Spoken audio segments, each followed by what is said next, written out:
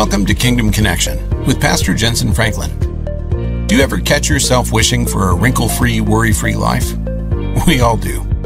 But let's be honest, have you ever met anyone with a wrinkle-free, worry-free life? It's pretty much a law of nature that no one makes it through life without taking some punches. No one makes it to the finish line without making some bad decisions. Sometimes we're tempted to believe that the dents and dings in our life disqualify us from being used by God. Well, you might be surprised to learn that God can do some of His best work through our hurts and brokenness. It's the kind of beautiful, redemptive work only He can do. 1 Kings chapter 20, I'll begin with verse 35. Now a certain man of the sons of the prophets said to his neighbor, by the word of the Lord, in other words, God told him, say, strike me, please. And the man refused to strike him. And he said to him, because you have not obeyed the voice of the Lord, surely as soon as you depart from me, a lion shall kill you. And as soon as he left him, which I would have never left him, he's my neighbor, I might as well move in here. This is a wild story. And as soon as he left him, a lion found him and killed him. Look at verse 37. And he found another man, the prophet, and said, strike me, please. So the man struck him. And notice the wording. The man struck him and inflicted a wound. Then the prophet departed and waited for the king by the road and disguised himself with a bandage over his eyes.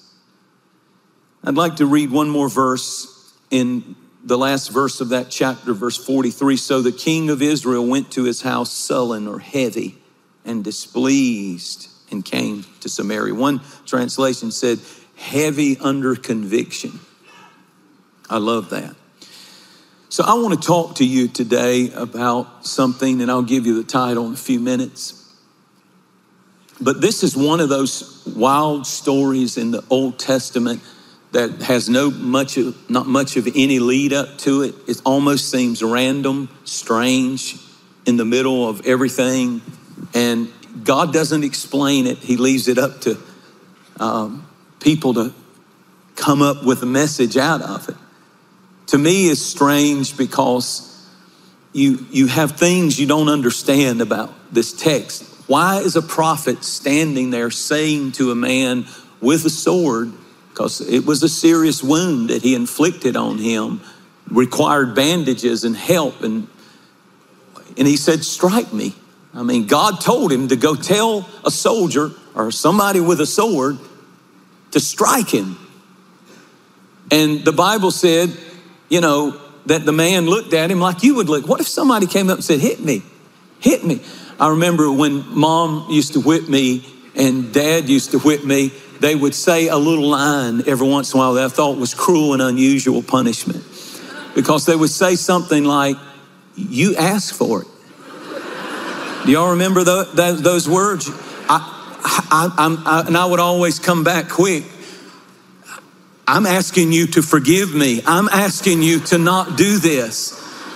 And they said, no, when you didn't do what I told you to do, you asked for this. So now you're going to get it. And it's almost like this. Well, it's not an almost. This prophet is standing there saying, strike me, hit me. Thus saith the Lord, hit me with your sword, hit me hard, cut me. And the first guy doesn't do it. And I mean, it's just random. This whole story is in two or three verses. And then when he didn't do it, the guy turns around and says, then I just release a lion to kill you for not obeying what the Lord told you to do. And a lion came and killed him. And then while he's out there chewing on the guy, he goes to another man and he says, strike me. And I like this guy. He's like, where at? I don't care. I'm about to cut you bad. You have no idea. Because I believe he was thinking, I know what happened to the last guy who was told to do this. So you're about to get hit. And it's really amazing Teaches you a couple of things. When you see things in the Bible and in life, there are always lessons to be learned in things you don't understand. In life, you're going to have things that hit that you will not understand. And in the Bible, there are things that seem random that you don't understand. The first thing that I want you to understand about the story is that the prophet found another man real quick. If you don't have an appetite for your call and your place and what God has told you to do, if you don't love what God has given you, and you don't love the family or the husband or the wife or the life that God has given you, if you don't take advantage of the opportunities and the open doors and the times when God says, I want you to do something for me. If you decide not to do it, please learn from this story. God always has somebody else he can raise up. He may have to get them off of drugs. He may have to pull them out from living under a bridge. But just when you think you're all that, and just when you think that you're so big and powerful and smart and talented, God says, if you don't learn to obey me, don't ever forget I've got another man always, or another woman always waiting in the wings, and I'm going to get my job done. I'd like to use you, but I don't have to use you. I can use somebody else. And it's all dependent upon, will you obey me? Even when you don't understand my instructions. And the man smote him, and notice the text, wounded him. He was visibly wounded. The prophet was bleeding, had to have bandages put on his body. And then he went from that place immediately and waited on a spot on the road, because God had told him the king of Israel, King Ahab, was coming in his chariot with his entourage down that road. And now that he had been wounded, now that he had been hurt, now that he had been attacked, now that he had bled, he has something about him that immediately felt, now I'm ready to go give the message to the most powerful man in the nation, because I am qualified. The thing, he asked for it, and then he knew he had a message from God, but he wasn't qualified to give it until he had been wounded, until he had been hurt, until he had gone through some suffering and some pain and some tears and some bleeding and some hurting. He had the word, but he said, I'm not qualified, I'm not prepared, and I'm not positioned to give the king, because the king would have kept on riding if he hadn't had seen the prophet, and the one that had bandages all over him, bleeding. It caught his attention. He said, I'll listen to that man. So many times we think it's our talent that will bring us before great people. And certainly it helps. I'm not against it. Your education, all of that. We all need all we can get. But when it really comes down to it, what I've learned, and I'm a communicator, this is what I do for a living.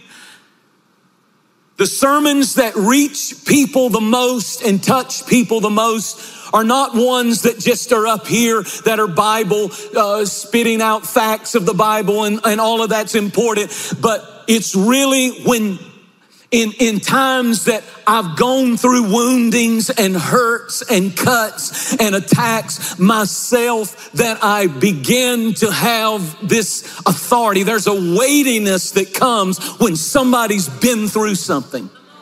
We want a perfect life. We want no wounds, no hurts, beautiful families, no issues to ever hit our lives.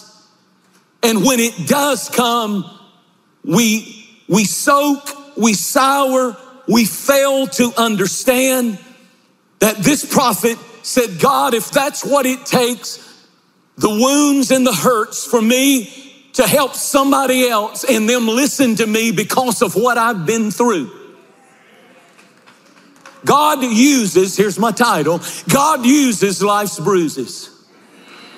God uses life's wounds. Your wounds carry a message in them that men and women in a hurting world who are hurting, I don't care how hard they are, I don't care how wicked they are, I don't care how drunk they are, I don't care how high they are, I don't care how many lovers they have, when they encounter someone who's speaking a word from the Lord and that someone has been qualified by their own wounds and their own failures and their own heart broken and their own bleeding in some area of their life. There's something about that, the foolishness of preaching. And he needs wounded, hurt, bruised people to bring that message. You say, well, I have a valid excuse to not be a good dad because I never had one. Well, you can look at it like that, or you can say, I've been wounded, and God can take my bruises and my wound and my cut because I didn't have a mother. Doesn't mean I'm going to pass generational curses to my children to be the same way and to abandon their family. But God can actually use what they meant for my evil, Joseph said concerning his own family. What they meant for my evil, God can use it for the good, and I can transfer blessing, and I can be an even more attentive mother or father because of what I've been through. The wounds can be used to heal and not destroy. Well, Pastor, you just don't understand how bad I've been hurt. No, you don't understand now that you have been hurt, now that you have been attacked, now that you have been wounded, you can be highly effective in leadership. The very thing we think disqualifies us from leadership. See, we think leaders have to be perfect. Their lives have to be perfect. Somebody that I listen to needs to have it all together. When in reality, sometimes you need to get around some people who have been wounded and hurt and made it through. Some things you go through, and it'll never be the same again. There's nothing you can do that can change it. And it's hard, but God says, I can use that wound, I can use that bruise, I can use that attack, I can use that divorce, I can use that if that disease had not come, and don't get me wrong, God doesn't send it. Read the story of Job. It's Satan that sends it. It's sin that sends it. It's the enemy that sends it. It's disobedience that sends it. But God, if he allows the wound, the hurt, the attack, the bloodshed to come to your life, to your family, the sword to hit you, it's only so he can give you more ability to communicate to somebody else that I went through it and I made it. The tragedy, the loss of a loved one, the early death of some relative. God says, I can use that wound to get my message across to powerful, hardened people who nobody else can reach but the wounded. Sometimes we think if we've been wounded, we can't lead. We think, sometimes we look at God's command and say, I really can't worship today with joy because I've had such a hellish week. I really can't lead. I really can't help others because I've been wounded and I've been hurt. I can't even lead myself. I'm so messed up. I can't even get myself out of this depression. How in the world can God use me? Because that's how he does. We've all been shot. Throw away your excuses. You say, I'm the only one that's shot. No, you're not. You're not the only one hurt. You're not the only one wounded. You know, children can wound you, and marriage can wound you, and family can wound you, and job situations can wound you, and business deals that go bad and devastate you can wound you, and addictions can wound you. Here's a big one. And friendly fire can wound you.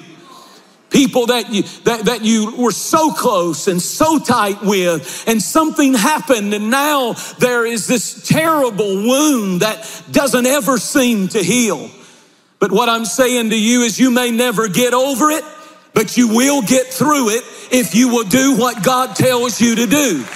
And some of you say, well, I want him to take it away. Some scars will never go away. Some wounds will never go away. And it may never go away, but you will get through it and you will stand victorious, and you have a choice to make.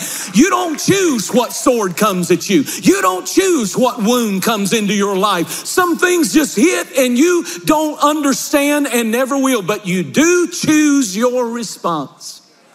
In 1 Chronicles chapter 2 and verse 16, there is a woman mentioned by the name of Zerah. And the reason she is mentioned is because she is David's daughter, David's sister. She is David's sister.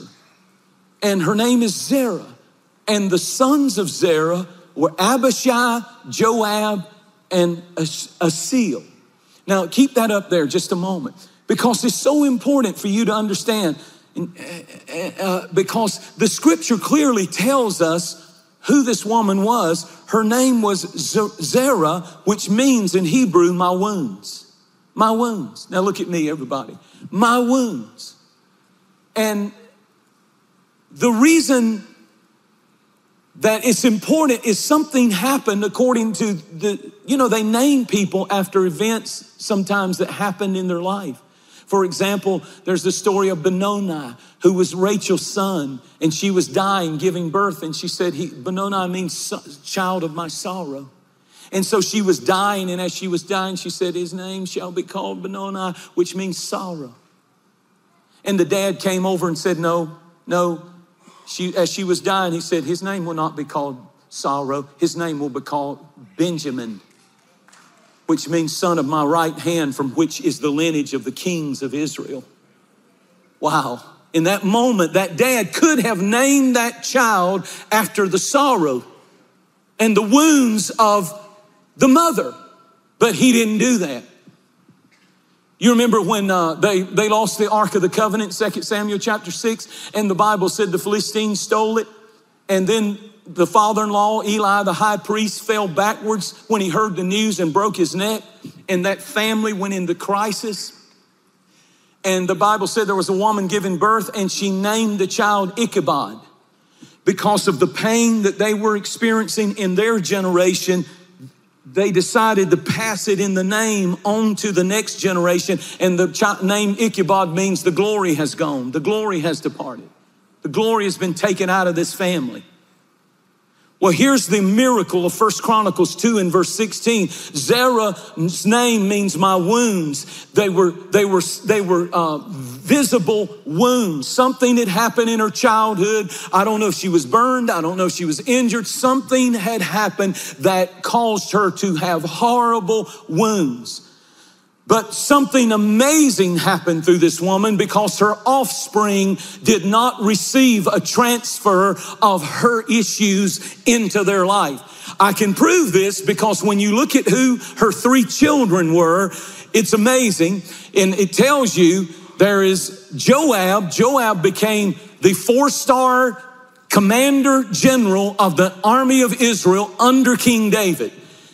The son of my wound became a 4-star general and led in battle every war that they fought under the greatest time that Israel ever had in the expansion of Israel. The second son was called Abishai. What did he do? Read in 2 Samuel 23. You don't have to go there, just read. 2 Samuel 23. The Bible said David was an old man. He was the only giant killer ever recorded to kill a giant in all the Bible. But one day when he got out on the battlefield as an old man, a giant that had 6 toes and 6 fingers, that's what your Bible said, hit him. He was the brother of Goliath, hit him, and he was coming after him because he had killed his brother, and had him down and was about to slay the psalmist of Israel, the king of Israel, David. And across the field comes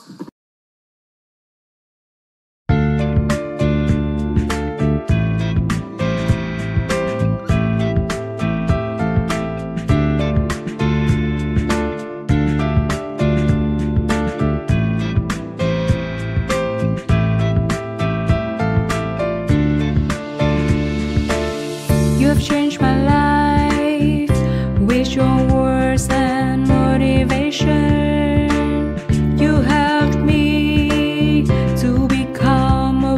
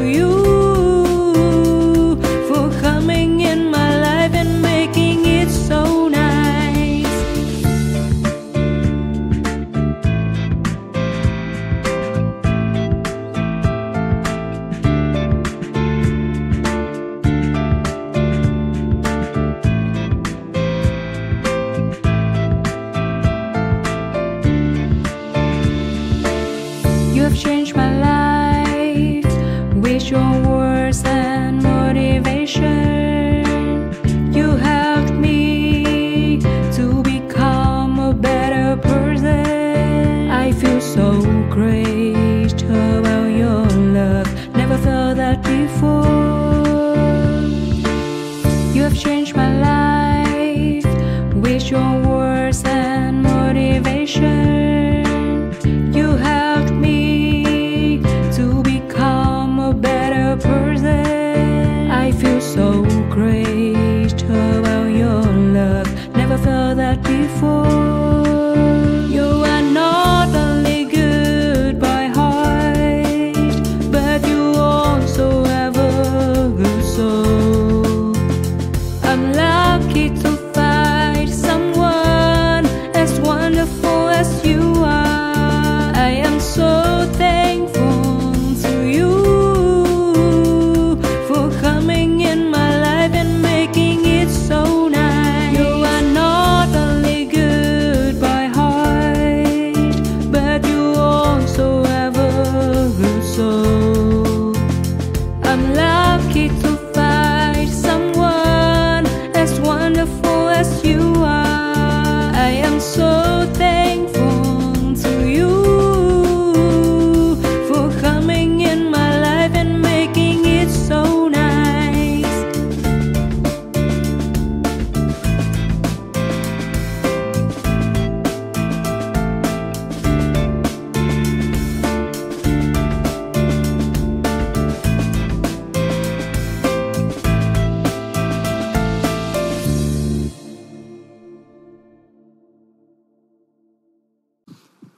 The son of a wound. If she had transferred wounds and offense and hurt and self-pity and depression and fear and worry, he would have never ran. Nobody had ever seen anybody kill a giant but David. But when David was laying on the ground wounded and the king was about to take his head off, here comes the son of a wound running across there, Abishai. He fights the giant, gets between David and the giant and slew the giant. And then there's this third fella, and his name is Ashiel. And you know what his name means? And you know what it says of him in the scripture? It said that he was the fastest runner in all of Israel. He could run faster than anybody. He was the fastest in his field.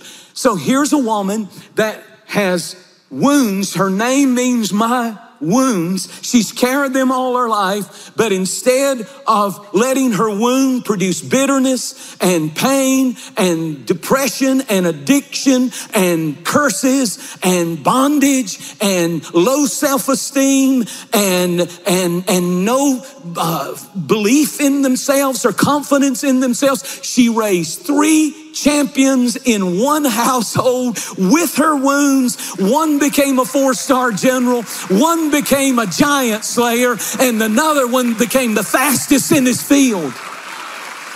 Don't tell me you can't do it. I know you've been wounded if you're a single mom or a single dad, but you can raise champions for Jesus Christ if you will believe that he can use life's bruise to bring about something good.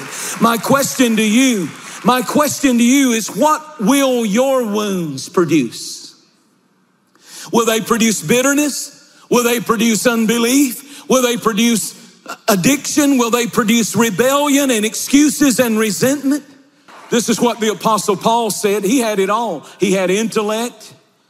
He had education. He was gifted. He was an intellectual. And he said, yet I don't glory in any of that. But he said, I glory in my infirmities, my wounds. He was beaten with rods. He was stoned. He was beaten with a cat of 9 tails. He was tied up. He was tortured. He was snake bitten. He was shipwrecked. He was stoned and left for dead. He was scarred up. He was wounded. And yet, when he said, God, I wish you would take all this pain away, God said, I'm not ever going to take it away. You'll never get over it, but you will get through.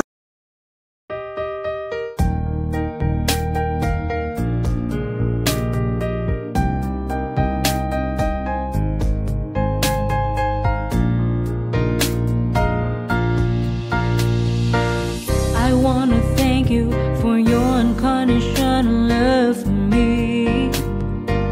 You are the most beautiful thing I have ever had in my life. You are the reason, that's why I am living in this world. I wanna thank you for your unconditional love for me. You are the most beautiful thing I have ever had in my life. You are the reason, that's why I am living in this world. I admire the way you are always there for me. I admire the ways you always take care of me. I admire the way you give your all just to see a loving smile on my face. I admire the way you love me.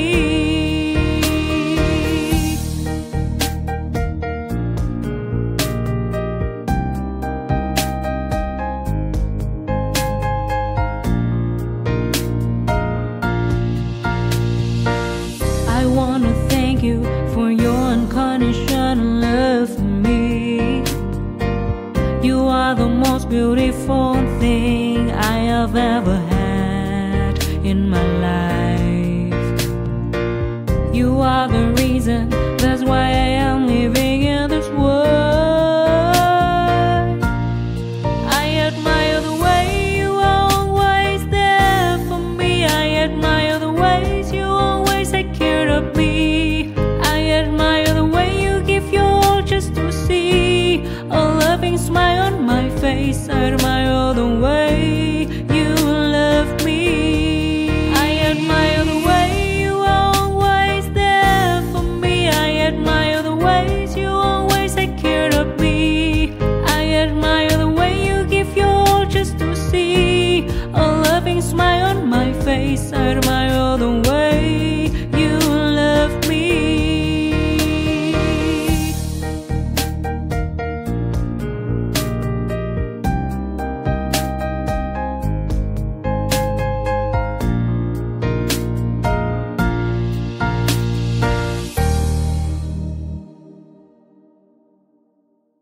Through it. As a matter of fact, my grace is sufficient for you, and my strength will be made perfect through your wounds. I'll give you grace, even though you're going to take hit after hit. I really want God to use me. And I'm not going to be like that prophet in the Bible. I sure ain't going to go up and ask for it. Strike me, God. Come on. I'm not going to get out in the next lightning storm and say, strike me and make me walk funny so I can preach good. That's not what I'm saying. I'm not volunteering for none of that. But since we're all in it, excuse me. Look over at somebody acting real sanctified right now and say, you got wounds. You just got your bandages on, but you got your wounds.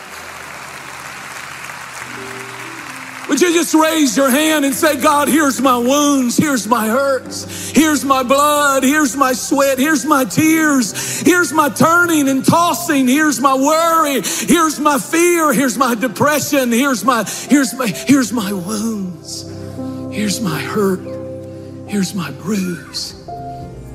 Would you use it? Kingdom Connection is a soul-winning ministry that is reaching the world through broadcasting, expanding into new church campuses, and global acts of compassion. By using the technology of today to fulfill the Great Commission, we are able to connect with countless people and reach hundreds of thousands of lives. Our broadcast connects with people like you all around the world with messages that speak to them.